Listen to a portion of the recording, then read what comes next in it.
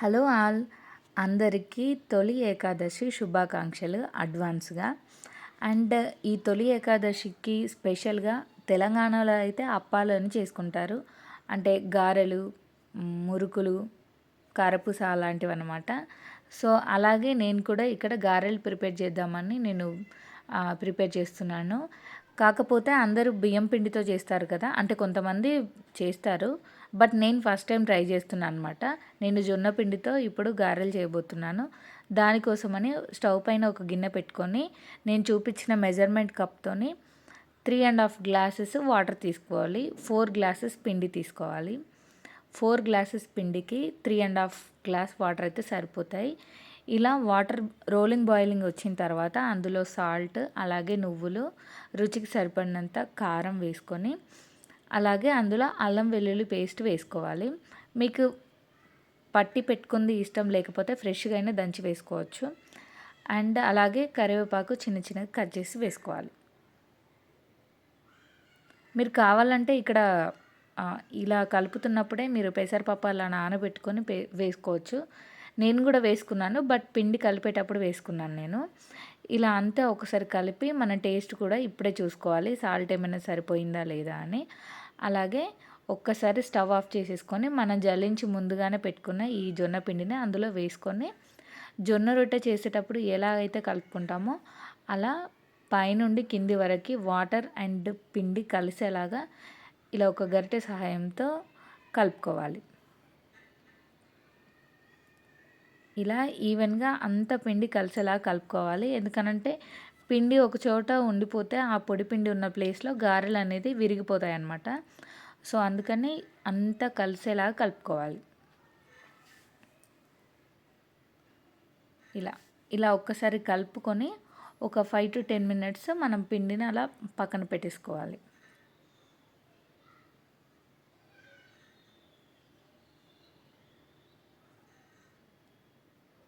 ఇలా ఒక 5 మినిట్స్ పక్కన పెట్టిన తర్వాత ఒకసారి చేయి పెట్టి చూసుకుంటే గోరువెచ్చగా ఉండాలి పిండి.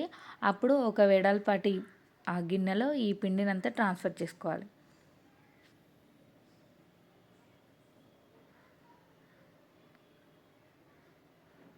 ఇలా చేయడం వల్ల పిండి లోపల మంచిగా కొంచెం సాఫ్ట్గా బాయిల్ అయి ఉంటుందన్నమాట.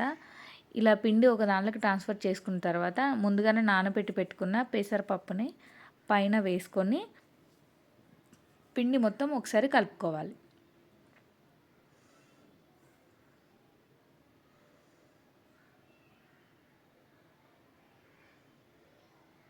పిండి మీకు కలిపేటప్పుడు చాలా వేడిగా తగులుతుంది అని అంటే మధ్య మధ్యలో ఇలా స్పూన్తోని కలుపుకొని ఈవెన్గా కలుపుకున్న తర్వాత మళ్ళీ ఒక గిన్నెలోకి, అంటే రౌండ్గా ఉన్న గిన్నెలోకి ట్రాన్స్ఫర్ చేసుకోవాలి. ఎందుకంటే నార్మల్గా బియ్యం పిండితో చేసుకునే గారెలు అయితే ఒకటేసారి పిండి కలిపి పెట్టుకున్నా మనకు గారెలు బాగానే వస్తాయి. కానీ జొన్న పిండితో అలా కాదు, పిండి చల్లగా అయిపోతున్న కొద్దీ మనకు గారెలు విచ్చుకుంటాయి అన్నమాట. సో అందుకని పిండి కొంచెం కొంచెంగా తీసుకుంటూ ఇలా ప్రెస్ చేసుకుంటూ కలుపుకోవాలి.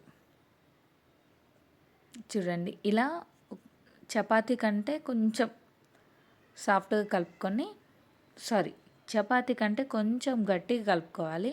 ఇలా చిన్న చిన్న ఉండలుగా మీకు ఎంత సైజు కావాలంటే అంత సైజుగా ఇలా చేసుకోవాలి. బట్ కొంచెం కొంచెం పిండి మాత్రమే కలుపుకోవాలి. అంత ఒకటేసారి పిండి అస్సలు కలుపుకోవద్దు, గారెలన్నీ ఖరాబ్ అయిపోతాయి. ఇలా కలుపుకున్న తర్వాత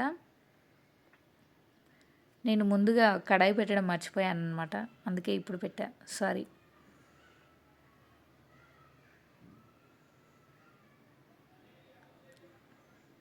ఇంతకీ పండగకి మీరేం ప్రిపేర్ చేసుకున్నారు? స్నాక్స్, లడ్డు, మురుకులు, గారెలు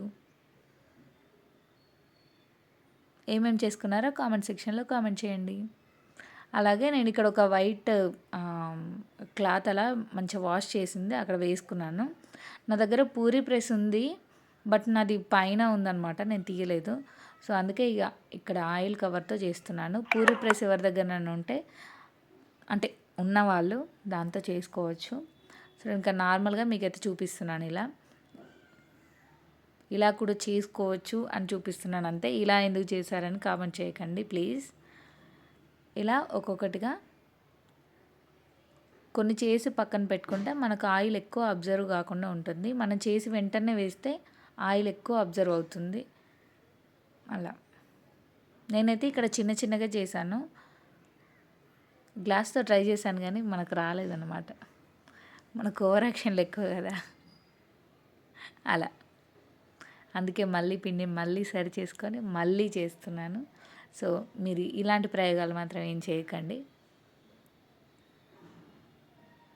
బట్ టేస్ట్ మాత్రం చాలా బాగొచ్చాయి. ఒక్కసారి మనం పిండి కలుపుకునేటప్పుడే వాటర్‌లోనే ఉప్పు, కారం అన్నీ సరిపడా వేసుకుంటే మాత్రం చాలా బావుంటాయి. ఒకసారి ట్రై చేయండి. ఇవి తిన్నారు అనంటే మీరు బియ్యం పిండితో చేసినవి మాత్రం అస్సలు తినరు.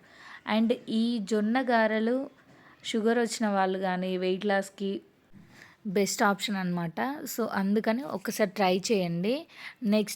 నెక్స్ట్ వీడియోలో నేను ఈ జొన్న పిండితో మురుకులు ఎలా చేయాలో కూడా నేను నెక్స్ట్ వీడియోలో చూపిస్తాను.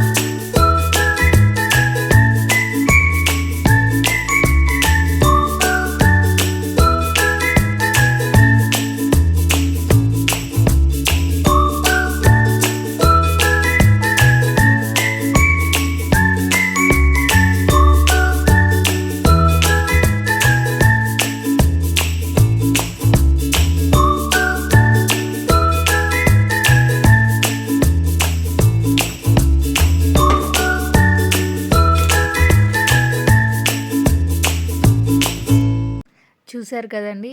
చాలా పర్ఫెక్ట్‌గా వచ్చాయండి ఈ గారెలు. ఒక్కసారి మీరు కూడా ట్రై చేయండి. అలాగే నా వీడియో నచ్చితే లైక్ చేయండి, షేర్ చేయండి, సబ్స్క్రైబ్ చేయండి.